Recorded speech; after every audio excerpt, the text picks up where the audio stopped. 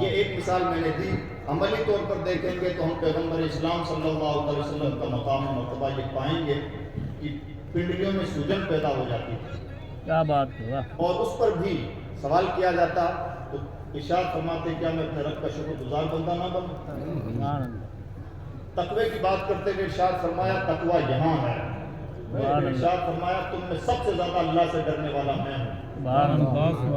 جس نوعیت سے بھی علم کی بات کریں گے, عمل کی بات کریں گے, ہم پائیں گے پیغمبر اسلام سے زیادہ اہل عمل کے لیے کوئی ہستی آئیڈیل نہیں ہے. ہم بزنس کی بات کریں گے تو ہم یہ پائیں گے کہ حضور نبی اکرم صلی اللہ علیہ وسلم کی ذات نے 12 سال کی عمر میں تجارت کا کام شروع کیا. عقل یہ کہتی ہے کہ جو نبی پوری کائنات کے لیے ہدایت کی ضمانت بن کے تشریف لائے, ان کا تجارتی دنیا سے بہت زیادہ گہرا تعلق نہیں ہونا چاہیے, لیکن زمینی سچائی ہے کہ پیغمبر نے 12 سال کی عمر میں ایکسپورٹ اور امپورٹ کا کام کیا ہے. 18 سال کی عمر میں پھر کیا, 25 سال کی عمر میں پھر کیا, اور آپ کے تجارتی ذہن سے متاثر ہو کر بہت بڑی بزنس وومن حضرت سیدہ خدیجہ الکبریٰ نے آپ کو یہ آفر کیا کہ میں آپ سے نکاح کرنا چاہتا ہوں. اس پیغمبر کا پہلا نکاح ان کے تجارتی ذہن کی وجہ سے کون اندازہ لگا سکتا ہے کہ اس پیغمبر تجارتی ذہن اپنے صحابی حضرت عبدالرحمن بن عوف رضی اللہ تعالیٰ عنہ کو تجارت کی دعا دی. عبدالرحمن بن عوف کا بیان ہے کہ میں مٹی کو چھوتا ہوں تو سونا بن جاتا ہے, اور اللہ رب العزت نے اسی طرح سے نوازا. ہم ان کی سیرت دیکھ سکتے ہیں. یہ میں نے سمجھانے کے لیے چند مثالیں پیش کی ہیں. یعنی علم کے میدان میں حضور آئیڈیل, عمل کے میدان میں آئیڈیل, تجارت کے میدان میں آئیڈیل, رشتے کیسے نبھائے جاتے ہیں پیغمبر سے کوئی سیکھ. اسی طرح سے ہر میدان میں نبی کو آئیڈیل پائیں گے. اگر کوئی لیڈرشپ چاہتا ہے, قیادت چاہتا ہے, تو اس کو بھی نبی کو فالو کرنا چاہیے. نبی سے بہتر اس کائنات کے لیے کوئی رہنما نہیں ہے. رہنمائی کیسے کی جاتی ہے, لوگوں کو ساتھ لے کے کیسے چلا جاتا ہے, نبھایا کیسے جاتا ہے, شخصیتیں تیار کیسے کی جاتی ہیں, اس کے لیے بہترین آئیڈیل ہے حضور نبی اکرم صلی اللہ علیہ وسلم کی ذات. حضور سے پہلے صحابہ کیا کچھ تھے ہم سب جانتے ہیں, لیکن حضور کی نگاہ کرم کی بدولت عالم یہ ہے کہ حضرت ابوبکر صدیق, حضرت فاروق اعظم اور حضرت خلفائے راشدین اور دیگر صحابہ جس کی جو صلاحیت تھی, حضور نے اس کی اس صلاحیت کو ٹھیک سے پہچانا, اسے ویسا ہی لقب دیا اور اسے وہی کام دیا. شخصیتیں کس طرح سے تیار کی جاتی ہیں, اور یہ وہ کام, وہ خاموش کام ہے جو دنیا کو عام طور پر نظر نہیں آتا. شخصیتیں کس طرح سے تیار کی جاتی ہیں, ایک شخصیت کو تیار کرنے کے لیے تیار کرنے والا اپنے آپ کو کس طرح سے بھٹی میں تپاتا ہے اور کس طرح سے خاموش محنتیں کرتا ہے, دنیا کو اس کا اندازہ نہیں ہوتا.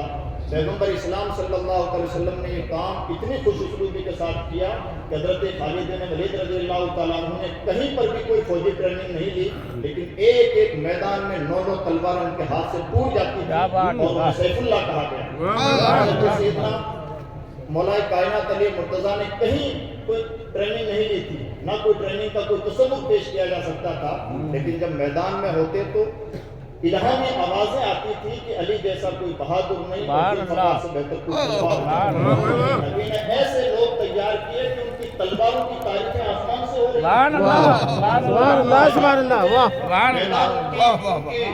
شجاعت کی دلیل پیش کر رہا ہے. اسی طرح سے ایک ایک شخصیت کو حضور نبی اکرم صلی اللہ علیہ وسلم نے تیار کیا.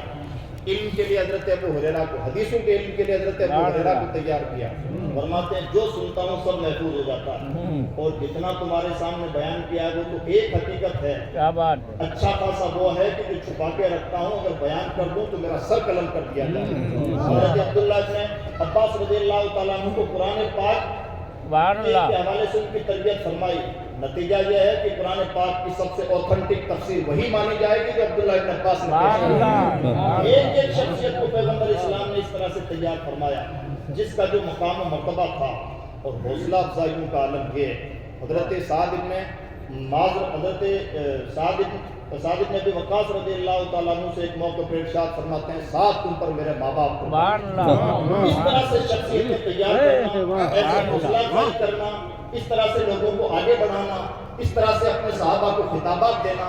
ہم نہیں پہچانتے تھے کہ عثمان عثمان غنی کی شرم و حیا کا کیا عالم ہے، اگر پیغمبر کی نگاہیں نہ بتائیں کہ ان کی شرم و حیا کا کیا عالم ہے۔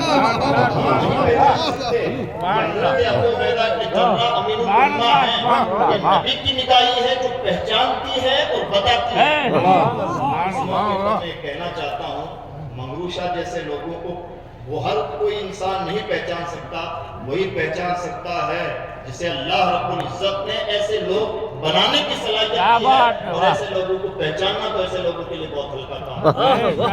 قرآن جیسی شخصیتیں پیدا نہیں ہوتی ہیں، آنسوں سے فارغ نہیں ہوتی ہیں۔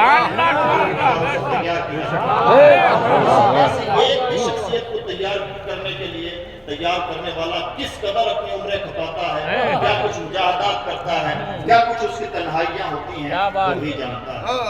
دوستو، ہم جن کا دم بھرتے ہیں حضرت خواجہ باقی باللہ، ان کی زندگی کا سب سے بڑا کارنامہ یہ ہے کہ انہوں نے بہت سارے کارنامے ہوتے ہیں، حضرت خواجہ باقی باللہ کی زندگی کو نچوڑیں گے تو سب سے بڑا کارنامہ جو نکل کے سامنے آئے گا وہ یہ ہے کہ انہوں نے مجدد تیار کیا۔ ایک مجدد تیار کرنے کے لیے ایک شخصیت اپنے آپ کا وجود فنا کر دیتی ہے، لیکن اس وجود کی بدولت جو شخصیت تیار ہوتی ہے وہ ایسی تیار ہوتی ہے کہ پورے ملک پر ہمیشہ ان کا احسان رہے گا کہ اللہ کے دین کو کی حفاظت۔ آج کیا حالات ہیں، ہم نے رات بھی سنا اور ہم سنتے رہتے ہیں، دیکھتے رہتے ہیں، ہر سال 50,000 کے آس پاس علماء کرام مدرسوں سے فارغ ہوتے ہیں، لیکن زمینی صورتحال میں کوئی تبدیلی نہیں پیدا ہوتی، اور حالات آج بے شک ویسے ابتر نہیں جیسے دین الہی کے زمانے میں تھے۔ ایک فقیر نے صرف خط لکھ لکھ کر دین الہی کا تھوڑے تھوڑے ہی صحیح موجود ہیں، لیکن دین الہی کو ماننے والا ایک بھی شخص موجود ہے۔